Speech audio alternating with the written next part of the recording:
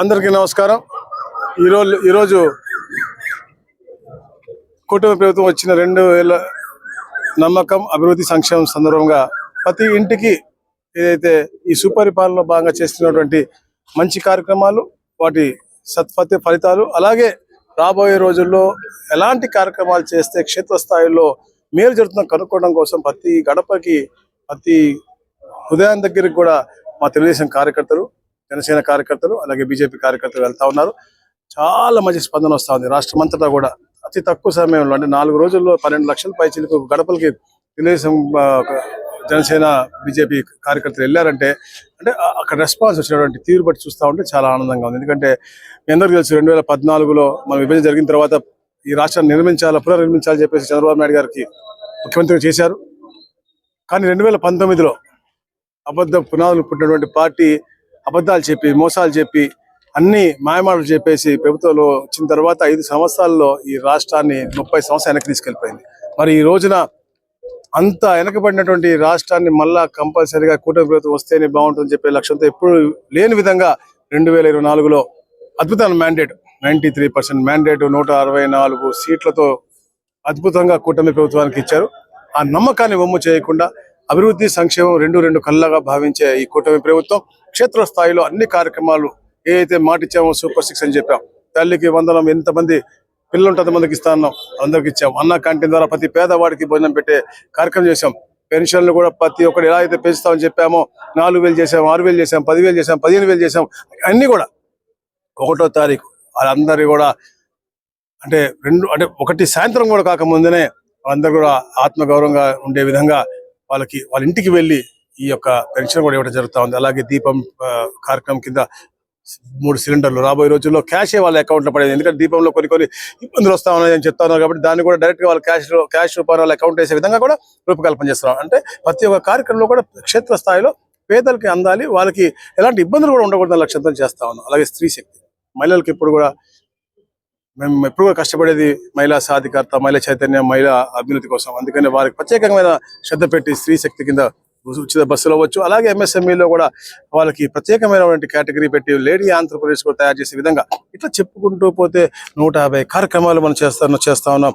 అలాగే మనకు చూస్తాం మత్స్యకార సోదరులు కావచ్చు, ఆటో డ్రైవర్ల సేవలు అవ్వచ్చు, అట్లా ప్రతి ఒక్క కార్యక్రమంలో కూడా గీత కార్మికులకు మన షాపుల్లో అవ్వచ్చు, పేదలకు ఇల్లు అవ్వచ్చు, అట్లా ఎన్నో కార్యక్రమాలు చేస్తాం. మరి ముఖ్యంగా అట్లా చూస్తే మన రేపల్లో కూడా చరిత్రలో ఎప్పుడు వినే విధంగా, ఎందుకంటే అందరు ప్రజలు కూడా పెద్ద ఎత్తున ఆశీర్వదించారు. నా బాధ్యత కూడా ఇంకా పెరుగుతూ ఉంది కాబట్టి ఈ ప్రాంత ప్రజలకి మంచి సుపరిపాలనతో పాటు అన్ని ఫలాలు అందాలనే లక్ష్యంతోనే ఈ ప్రాంత అభివృద్ధికి, అలాగే అన్ని సంక్షేమ పథకాలు క్షేత్రస్థల అమలుకు పూర్తి ప్రత్యేక శ్రద్ధతో ఈ కార్యకర్తలు, మా సోదర సోదరిమణులు, మా కుటుంబ సభ్యులందరూ కూడా కలిసి పనిచేస్తా ఉన్నారు. కాబట్టి అందరూ కూడా ప్రత్యేకంగా అభినందనలు తెలియజేసుకుంటా ఉన్నాను. ఈ కార్యక్రమం పూర్తయ్యేలోపు ప్రతి ఒక్క గడపకి మేము టచ్ చేసి ఎక్కడైతే ముఖ్యంగా ఎక్కువగా మనకు కొందరు హౌసింగ్ గురించి అడిగారు. తప్పకుండా ఏదైతే అర్బన్ టిడ్కో ఇల్లు గతంలో పరిపాలకులు ఆపారో, గొడ్డలపాటి నాయకుడు ఆపారో అది స్టార్ట్ చేశాము. తప్పకుండా ఈ 6 నెలల్లో అవి పూర్తి చేసి ఎవరైతే అర్హత ఉందో టౌన్లో ఉన్న ప్రతి ఒక్క వాళ్ళకి టిడ్కో ఇల్లు ఇచ్చే బాధ్యత మేము తీసుకుంటామని తెలియజేస్తా ఉన్నాం. అలాగే ఏదైతే రూరల్లో హౌసింగ్ అడుగుతారో అవి కూడా తప్పకుండా ఇస్తాము. అలాగే పెన్షన్లు కూడా అడుగుతా ఉన్నారు కొందరు.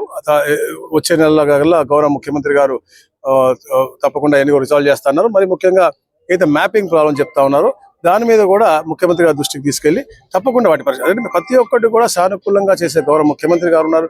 ఈ రాష్ట్రాన్ని అభివృద్ధి వికేంద్రీకరణ చేసుకుని ప్రతి కార్నర్లు, అంటే ఒక విశాఖపట్నం ఒక హబ్గా, అమరావతి ఒక హబ్గా, తిరుపతి ఒక హబ్గా, ఇలా వివిధ హబ్బులుగా తయారు చేసి ప్రతి ఒక్క ప్రాంతాల్లో కూడా ఉపాధి కల్పన, రాబోయే తరాలకు మంచి అని చెప్పే లక్ష్యంతోనే అన్ని కార్యక్రమాలు చేస్తాను. ముఖ్యంగా నేను చూసాం మనం భోగాపురం ఉత్తరాంధ్ర కళలకు రెక్కలోని అద్భుతంగా చరిత్రలో ఎప్పుడు చేయని విధంగా, ఎవరు ఆలోచన విధంగా అంత మంచి అవుట్కమ్తో నిన్న ప్రధానమంత్రి గారు ఎంతో ఆనందంగా వీక్షించి అంటే ఈరోజు రాష్ట్రానికి ఎలాంటి ముఖ్య నాయకుడు ఉండాలి, ముఖ్యమంత్రిగా ఉండాలో అతను ఉన్నాడని చెప్పడం కూడా నిజంగా చాలా గర్వకారణం. ఎందుకంటే భోగాపురం ఎయిర్పోర్ట్ అనేది ఈ రాష్ట్రంలో ఒక చాలా అవసరమైనటువంటి ఎయిర్పోర్ట్. రాబోయే రోజుల్లో 25,000 మెట్రిక్ టన్నులకి కార్గో అవ్వచ్చు.